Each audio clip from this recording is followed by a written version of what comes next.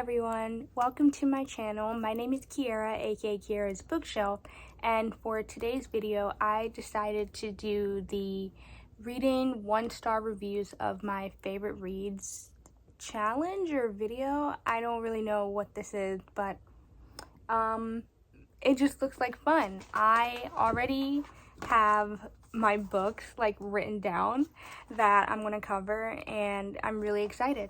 So for this video I have a total of 7 books, and it was actually really hard to pick them because I really had to think like what books are like my all-time favorite. Like I think that's kind of hard, but I'm really happy with this selection, and I just got all of the screenshots for like the 1-star reviews. So first I am going to read the reviews for The 7 Husbands of Evelyn Hugo. I really think this might be like my favorite book of all time. It's just so good, and I eventually want to reread it because it's like, this was my first Taylor Jenkins read book, and honestly I was really impressed, and I still haven't read Daisy Jones and the Six or any of her other books, but this one was beautiful. So let's get on to it. It was so bad. The language is poor. The characters are superficial and lack any type of complexity. The plot is painfully predictable. Overall, it felt like a bad execution of a good idea. I am really puzzled by the general praise for this book. Such a waste of time. I actually think the only character that really lacked complexity was the one who was writing this book for Evelyn.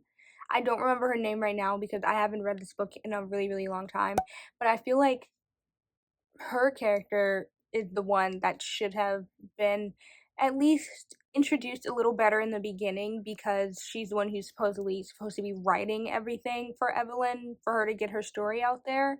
And it was kind of just weird that like she was just kind of there. Like she would pop in every now and then to remind everybody that this is like, that these are a series of flashbacks, but like, I don't know, I think it would have been nice to like get backstory, not just of her job, but you know, of who this woman is, and just, I feel like it was kind of flat when we found out. Lazy and predictable drama, all plot points were easily visible, and frankly, this was a disappointing book in every sense. The twist lacked in any creativity. Honestly, I don't have much to say about that because I don't know. I think for me, the twist was I was honestly surprised by the twist, but I will say that I was disappointed at times because, like, I definitely think the book could have had more, but overall, like, I definitely think I gave The 7 Husbands of Evelyn Hugo 5 out of 5 stars when I read it. So the next book is going to be A Curse So Dark and Lonely by Bridget Kammerer. I never know how to pronounce her last name, but I really hope that's right. So the A Curse So Dark and Lonely series, literally behind me, is one of my favorite series. I really love that it was a Beauty and the Beast retelling. I definitely think it was confusing at times, but overall, I definitely would give the series 4 stars. So let's just see what people are saying about the first book. I can't believe this is allowed to be published. Every part of this was bloody awful. The best thing in this book was the description of clothes, and even that sucked. Wow. Okay, I kind of, okay.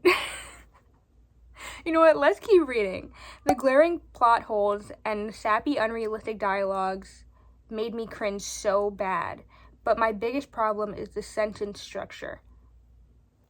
Okay, so I'm not really sure about the sentence structure. I'm not that picky when it comes to reading books. I will say though, the plot definitely confused me in the beginning because it definitely seemed like it took place in modern times, and then when what happened. I don't really want to spoil too much, but when the main character ends up in this world, I definitely was confused by the transition, like how they got there and things like that. I think it actually covers it more later in the series, and it kind of makes sense after that. I don't know. I feel like you definitely have to, I guess, maybe have like a really good imagination or something.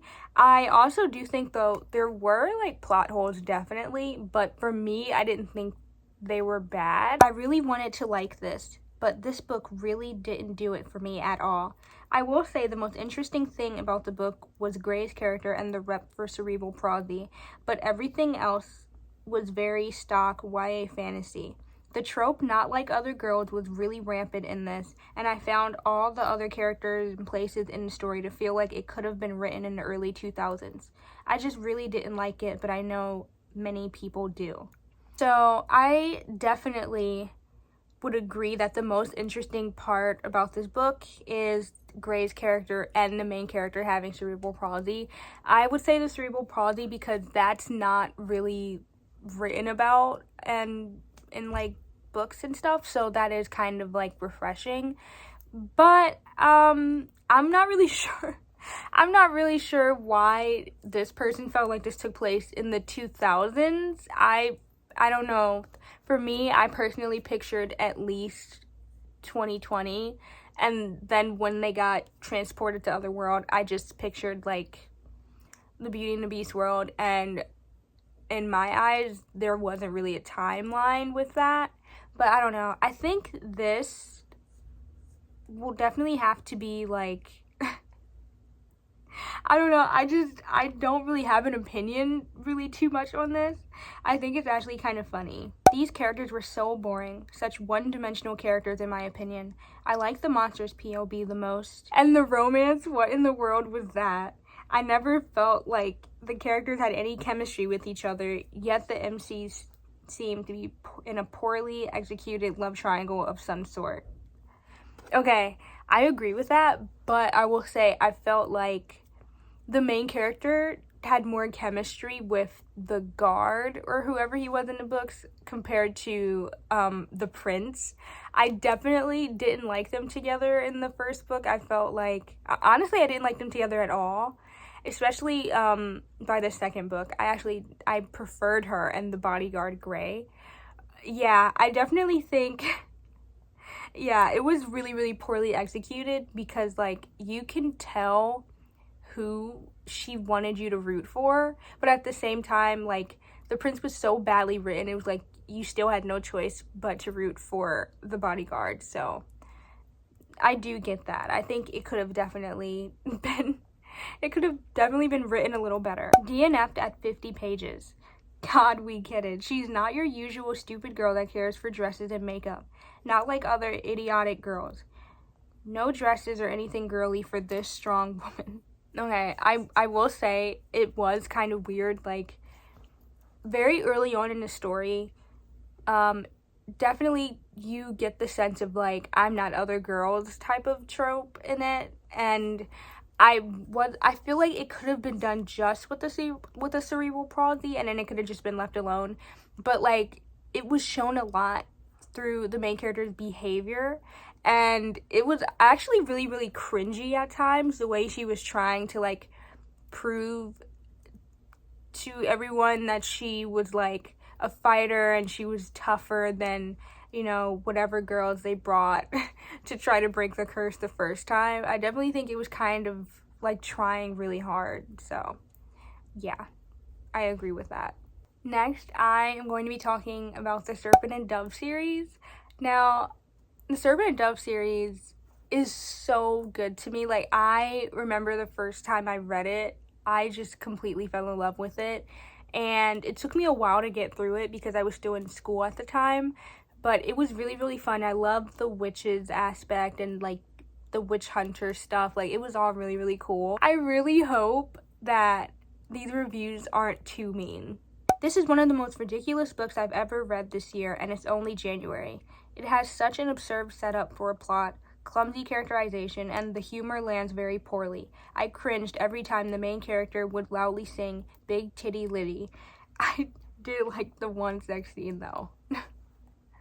Okay, I definitely agree. The song was really, really weird, and it was like it was strange. Like, from what I remember, she would randomly sing it and, like, taunt the other guy in the book, and it was so strange. Like, I guess like she knew it was a vulgar song and she would just do it to piss him off, but it just came off just like it wasn't funny at all. There are times where I'll be reading a book, usually in the YA genre, and I'll be reading it, and at some point along the way, my mind begins to wander, and I think, somewhere out there, there is an aspiring author desperately trying to get their manuscript in the hands of a publisher, and I know that I would so rather be reading whatever their book is about than what I am reading now.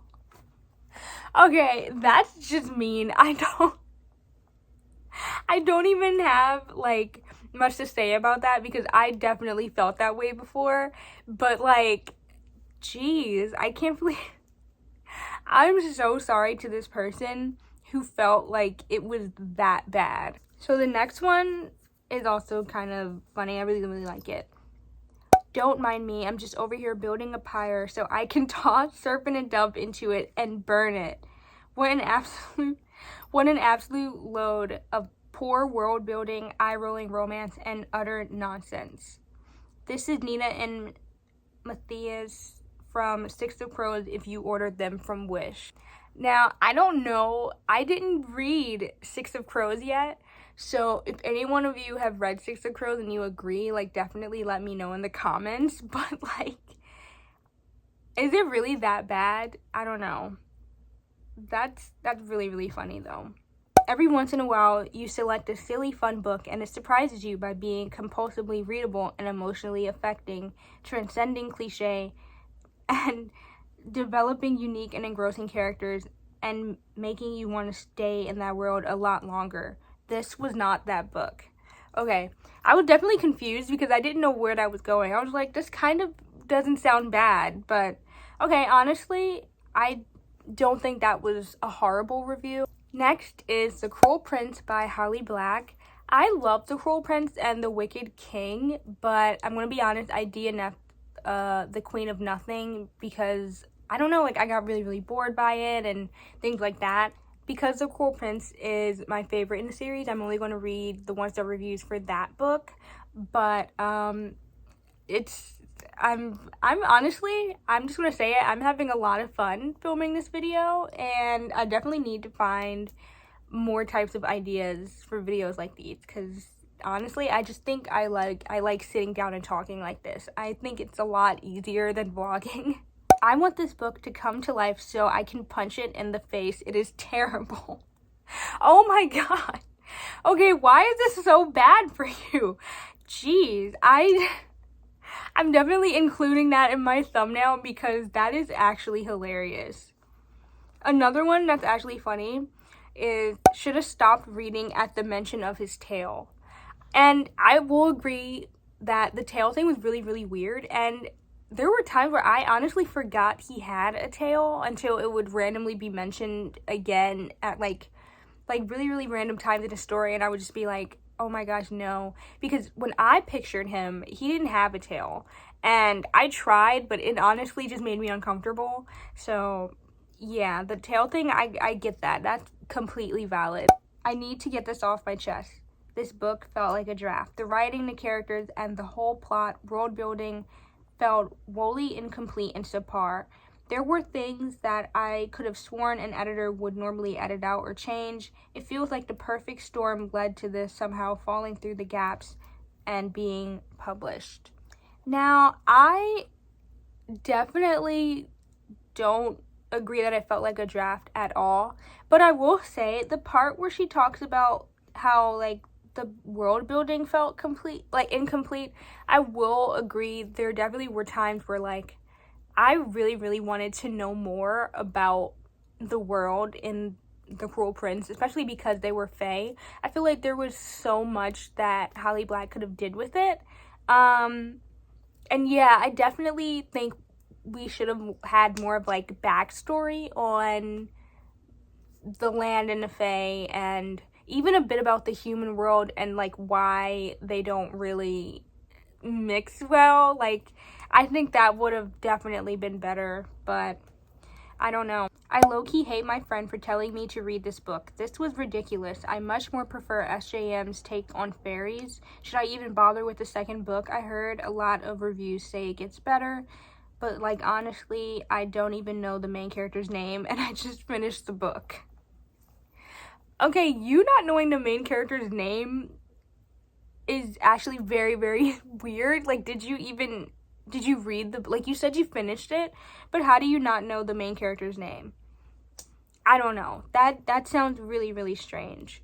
I do agree that, like, SJM's take on fairies is definitely better, but, I mean, again, just like I mentioned before, I think that's because Holly Black I think she needs to talk about the backstory more of the fairies so that we can get a sense of, like, who they really are as, like, I guess a magical race, I guess. So the next book is A Court of Frost and Starlight, which honestly is my favorite book in the A Court of Thorns and Roses series, and it is a novella. I know a lot of people didn't like it because they thought it was boring, but I honestly think this book was so fun, and I would honestly reread it again. So I'm excited to see why people didn't like it. So much cringe. So many times I had to stop and look into the camera like I was on The Office to share a moment with the non-existent audience. Entitled Bitchy Nesta, Unrealistic Clownish Cassian, and others, the gang is all back for this disappointing return to the world of ACOTAR.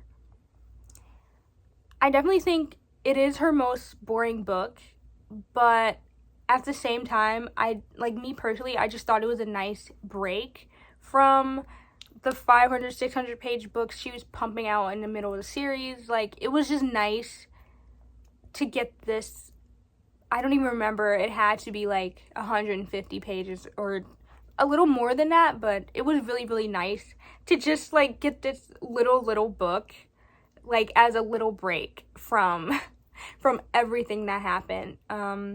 So yeah, me personally, I would give that book 5 stars. This is the badly written straight-to-DVD Christmas movie that was released in May for some bewildering reason and probably shouldn't exist.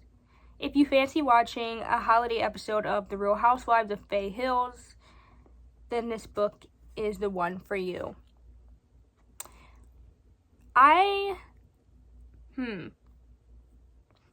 agree this would definitely be like a straight-to-DVD Christmas movie if it were released, 100%. But I don't know. I think that's the only part of this that I agree with. Oh, and here's another one. Justice for Nesta, death trope for everyone else. I agree with this, to be honest. Nesta's not my favorite character at all. In fact, she's my least favorite character. But I feel like this is the only time in the book where, like, I definitely sympathized with Nesta a lot. And I think this book made me realize how, like, self-centered everyone is with their own relationships and just with themselves in general.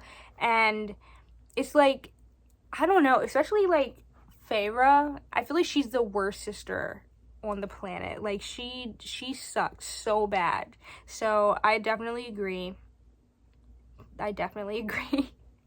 If Sarah meant for me to despise Feyre and some of the relationships that I used to like, she did a fine job. It was unplanned, and unfortunately the fact that it was less of a bridge novella and more of a money grabber shows in the sloppiness and complete lack of subtlety in the writing. Okay, I can definitely agree with that, especially, like, the fact that, like, it was clear that she only written this book just to get a little more money, but that she just wanted, like, some little break from writing that many books. And I get it, like, the break from 600-page books was probably really, really great for her, but yeah, I definitely think it just, like, it wasn't necessary. I'm happy I read it, but it really, I don't know, maybe if she definitely wrote it differently, it would have been better, especially Feyre's character, because, yeah, like, it just seems like Feyre and Rhysand, like, as a relationship, like, them together is just not really a good combination. But Feyre herself in the book, like, when she was painting and stuff like that, like, she was the best in that sense. So I think that's interesting. I'm either getting older and less interested in her ideas, or the quality of Mass's work is slipping big time.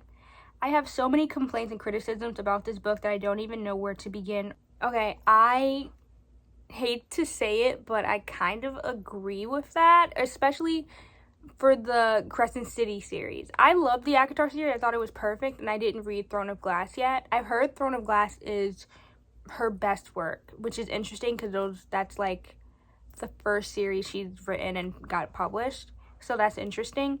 But yeah, I definitely think as she puts out more books, they definitely just decrease in quality. I definitely noticed that. I'm officially giving up on this author. She needs to go back to the drawing board. This book is so boring. Serious pacing issues, and I think the characters are all starting to sound a bit samey.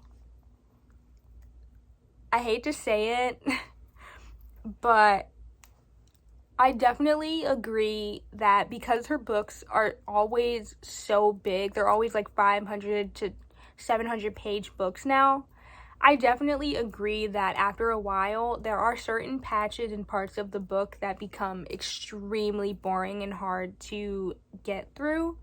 Yeah, I think I can agree with that 100%. This next one is just kind of, I just thought it was funny. I would rather watch furries making out than read this again. You do you, dude. That's okay. The last book I'm going to be reviewing is actually a recent book that I just finished reading, and that is Fourth Wing by Rebecca Yarros. Fourth Wing has become my all-time favorite book ever. I definitely give it a 5 out of 5 stars, and I even posted a reading vlog about it. Literally the last video that I posted, so if you want, you can check that out.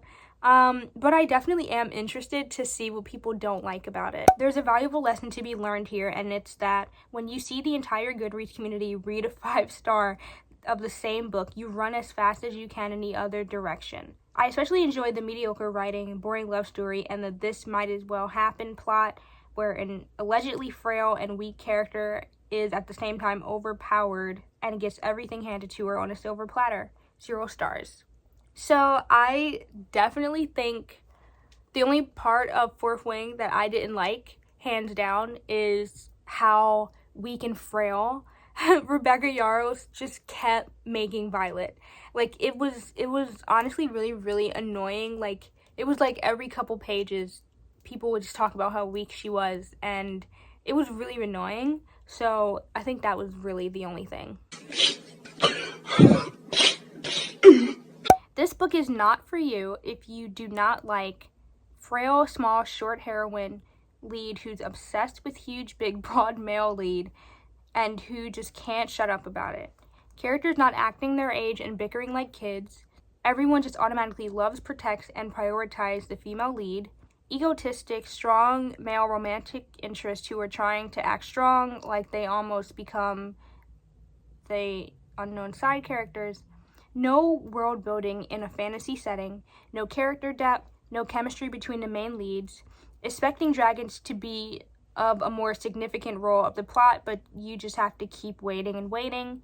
Too much babying of one main character, eye rolling the entire time, hyped books. Your favorite book bloggers and booktubers read it just for the sake of the hype. Writing just seems like prepping you for the most craziest battle story ever, but it never happens until the end. So I only agree with half of this, half of it. I definitely do think the dragons should have been a way more important role in this story for it to be marketed as this huge dragon book. I definitely was disappointed by that. Like, I don't know. I love that Violet had 2 dragons, but I think I would have loved to see more of the like dragons bonding with each other, and the side characters popped up a lot, so I would have liked to see the side characters bonding with their dragons too. I think that would have been really, really fun. Besides like the frail short stuff like that I agree with, and the dragons thing, I think the other thing I didn't like was they definitely did baby Violet a lot, especially like the love interest. They were just always trying to protect Violet and tell her that she's too frail, and it was strange because at times I totally forgot they were literally supposed to be like young adults. It really felt like they were in high school, the way that storyline just kept drawing out. Like, it was really, really strange. The secondhand embarrassment. Girl, get up. Set back women's rights by a century.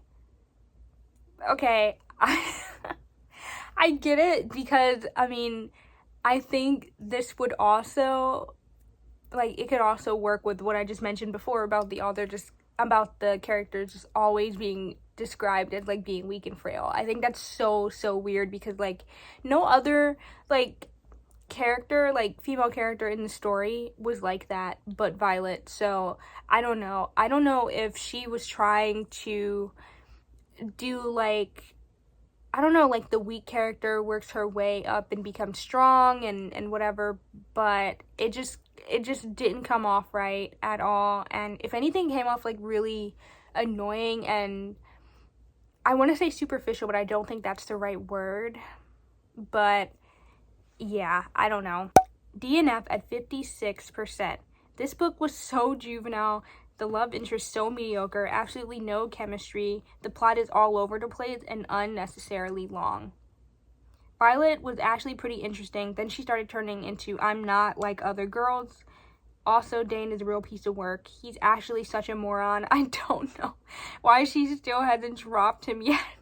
I will say, first off, yeah, this book is super long. I feel like this book could have been finished at, like, maybe 380 pages or something like that. It is ridiculously long.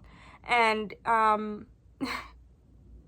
I definitely agree with Dane. He definitely was a moron at some points, but honestly, so was Liam. I just feel like the guys in the story, I feel like they would have had more depth if their storyline just didn't revolve completely around Violet. I think that was just the only thing. It's so funny though, like, how she just says, I don't know why she still hasn't dropped his ass yet, because I agree, I definitely would have. But that's just really, really funny. So this has been my reading 1-star reviews of my favorite reads video, and I really hope you enjoy it. I thought this was actually a really, really fun video to make and really, really funny.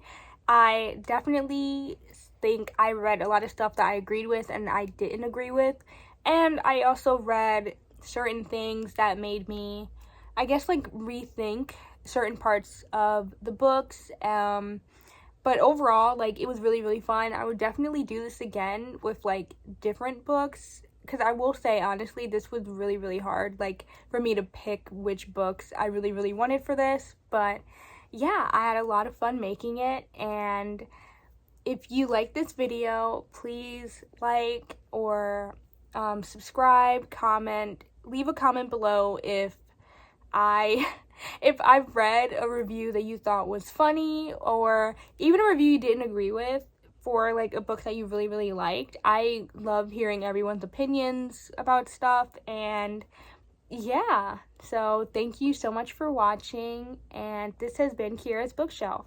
Bye!